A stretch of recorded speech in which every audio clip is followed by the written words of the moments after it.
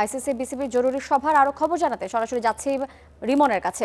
রিমন, বাংলাদেশকে সিদ্ধান্ত বদলাতে 24 ঘন্টার আলটিমেটাম দিয়েছে আইসিসি। এই বিষয়ে বিসিবি কর্তারা কি কোনো তথ্য জানিয়েছেন, বা এই ভোটাভুটিতে ভারতীয় ক্রিকেট বোর্ডের আধিপত্য কোনো প্রভাব রেখেছে কিনা আমাদেরকে একটু বিস্তারিত জানাবেন। না, আমি আসলে এমন একটা সিদ্ধান্ত যে আসবে সেটা তো আসলে বলাই বাহুল্য। আসলে এমনটা ধারণা করা হয়েছিল। বলটা এখন বাংলাদেশ ক্রিকেট বোর্ডের কোর্টে ঠেলে দিয়েছে আইসিসি। বিশেষ করে বিশ্ব ক্রিকেটে ভারতের যেমন আধিপত্য, এবং সে আধিপত্যেরই যেন একটা প্রভাব দেখা গিয়েছে। বিপিএলের ম্যাচ চলছে, নিশ্চয়ই আপনি দর্শকদের আসলে চিৎকার শুনছেন। তবে দেশের ক্রিকেটের টক অফ দ্য টাউন যে দ্বিতীয় কোয়ালিফায়ার ম্যাচ, অর্থাৎ সিলেট এবং রাজশাহী যে ম্যাচে মুখোমুখি হচ্ছে, সেই ম্যাচ নয়। আসলে কারোই আগ্রহ নেই, সব আগ্রহ যেন ওই বাংলাদেশের শেষ পর্যন্ত কি হবে। এবং 24 ঘন্টার সময়টা ঠিক আসলে বেঁধে দেয়নি। 24 ঘন্টার সময় ক্রিকইনফো অর্থাৎ তারা যে দাবিটা করেছে, সেক্ষেত্রে 24 ঘন্টার সময় বাংলাদেশ চেয়ে নিয়েছে। যদিও বাংলাদেশ তাদের চূড়ান্ত সিদ্ধান্ত কিন্তু ইতিমধ্যে জানিয়ে দিয়েছে। অর্থাৎ সরকারের পক্ষ থেকে কিংবা বিসিবির পক্ষ থেকে বারবার একটা কথাই বলা হয়েছে, সেটি হচ্ছে গিয়ে শেষ পর্যন্ত বাংলাদেশ দল কোনো অবস্থাতে ভারতে ট্রাভেল করবে না। অর্থাৎ দুয়ে দুয়ে যদি আপনি 4 মেলান, তবে এটা নিশ্চিত যে বাংলাদেশে বিশ্বকাপ খেলাটা হচ্ছে না। এমন খবর জানেন যে বাংলাদেশ সময় 5টার সময় মিটিংটা হয়েছে, এরপর থেকেই কিন্তু আসলে অপেক্ষা করছিল।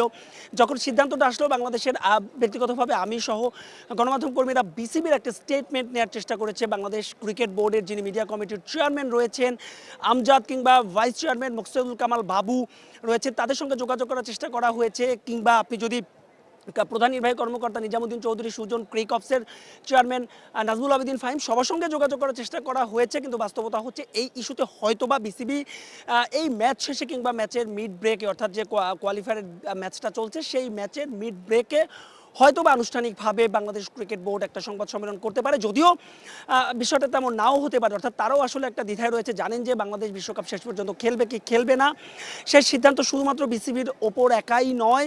এই সিদ্ধান্ত কিন্তু বাংলাদেশ সরকারেরও, এবং বাংলাদেশ সরকারের পক্ষ থেকেও কিন্তু বারবারই বলা হয়েছে যে কোনো অবস্থাতে বাংলাদেশ ভারতে খেলতে যাবে না। এবং সবচাইতে যে লক্ষণীয় যে বিষয়, বাংলাদেশ যে ভোটাভুটি হয়েছে আইসিসির পূর্ণ সদস্যের 12টা দেশ, অর্থাৎ যারা টেস্ট স্ট্যাটাস প্রাপ্ত, সে 12টা দেশের যদ্দূর আমরা জানতে পেরেছি মোটে 2টা ভোট পেয়েছে বলে বাহুল্য, বাংলাদেশ এবং পাকিস্তান। এই এই দুটো দলই হয়তো বা পাকিস্তানি বাংলাদেশকে ভোট দিয়েছে। এর বাইরের কিছু কিছু দেশ ভোটদানে বিরত ছিল। তবে পূর্ণাঙ্গ শেষ সংখ্যাটা কিন্তু এখনও আইসিসি প্রকাশ করেনি। সব মিলিয়ে আসলে যে সংখ্যার কথা গেল কয়েকদিন ধরেই হচ্ছিল, বিশেষ করে মুস্তাফিজুর ইস্যুতে, যখন মুস্তাফিজুর রহমানকে আইপিএল থেকে বাদ দেওয়া হলো কোনো কারণ ছাড়াই, এরপরে বাংলাদেশ দল নিরাপত্তা, খুব যৌক্তিক ইস্যু বাংলাদেশ দলের, জানেন যে সেখানে ক্রিকেটার রয়েছে, গণমাধ্যম কর্মী রয়েছে, কিংবা সমর্থকরা রয়েছে। বাংলাদেশের যে ম্যাচগুলো হওয়ার কথা ছিল কলকাতা এবং মহারাষ্ট্রের, সেখানে আসলে সেই ম্যাচগুলোর ক্ষেত্রে যৌক্তিক যে দাবি ছিল বিসিবির, সে দাবি আসলে শেষ পর্যন্ত ধোপে টিকলো না, আসলে এটাই বলতে হয়। কারণ এর সবচাইতে বড় কারণ আইসিসি। অনেকেই বলে যে আইসিসি মানে ইন্টারন্যাশনাল ক্রিকেট কাউন্সিল, তাই নয়। আইসিসি মানে অনেকেই বলে যে ইন্ডিয়ান ক্রিকেট কাউন্সিল এবং ভারতীয় ক্রিকেটের। আপনি জানেন যে জয় শাহ আইসিসির চেয়ারম্যান, তিনি আবার বিসিসিআই এর সাবেক চেয়ারম্যানও ছিলেন। সব কিছু মিলিয়ে এমন একটা পূর্বানুমান আসলে এমন একটা হওয়ার কথাই ছিল। এবং শেষ পর্যন্ত সেটাই হচ্ছে এখন দেখার বিষয় যে বাংলাদেশ ক্রিকেট বোর্ড কিংবা বিসিবি আসলে কিভাবে এই বিষয়টা রেসপন্স করে। যদিও একটু আগে যেটা বলছিলাম যে বাংলাদেশ ক্রিকেট বোর্ড কিন্তু ইতিমধ্যে তাদের অবস্থান জানিয়ে দিয়েছে। সব মিলিয়ে বাংলাদেশের এই সময়টা যদি বিশ্বকাপ বাংলাদেশ শেষ পর্যন্ত না খেলে, নিশ্চয়ই আপনি জানেন যে 1999 সালে বাংলাদেশ প্রথমবারের মতো আইসিসির কোনো ইভেন্ট, অর্থাৎ বিশ্বকাপ, সেই ইভেন্টে বাংলাদেশ দল অংশগ্রহণ করেছিল।